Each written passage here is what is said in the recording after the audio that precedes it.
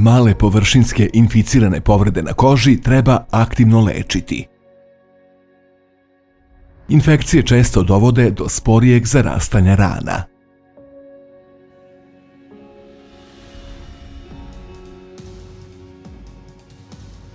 Tirosur gel za zbrinjavanje malih površinskih inficiranih rana na koži nanosi se direktno na mesto povrede.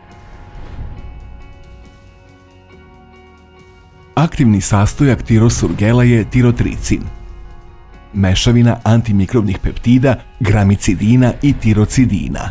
Tirotricin deluje na najčešće uzročnike infekcije rane, kao što su streptokoke ili stafilokoke, uključujući MRSA.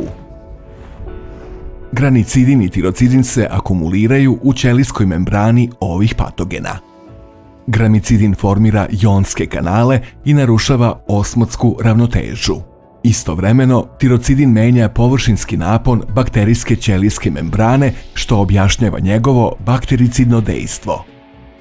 Gubitak jona i uništavanje ćelijske membrane dovode do brzog uništenja patogena. Ovo efikasno i ciljano dvostruko delovanje protiv patogena sprečava razvoj rezistencije, istovremeno štiteći zdrave ćelije kože. Uz to dokazano ubrzava zarastanje rane. Hidrogel reguliše vlažnost rane i optimalan dotok kiseonika.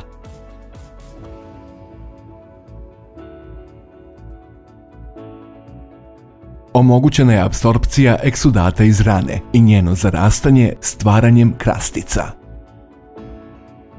Hidrogel povećava vlažnost novoformiranog granulacijskog tkiva i podstiče sintezu kolagena, podstiče deobu ćelija i regeneraciju slojeva kože. Tirosur gel za zarastanje rana sa antibiotikom tirotricinom zasniva se na principu vlažnog i ubrzanog zarastanja rana. Tirosur gel za zarastanje rana se bori protiv infekcije, sprečava razvoj rezistencije, hidrira ranu, podstiče stvaranje novih ćelija i ubrzava proces zarastanja.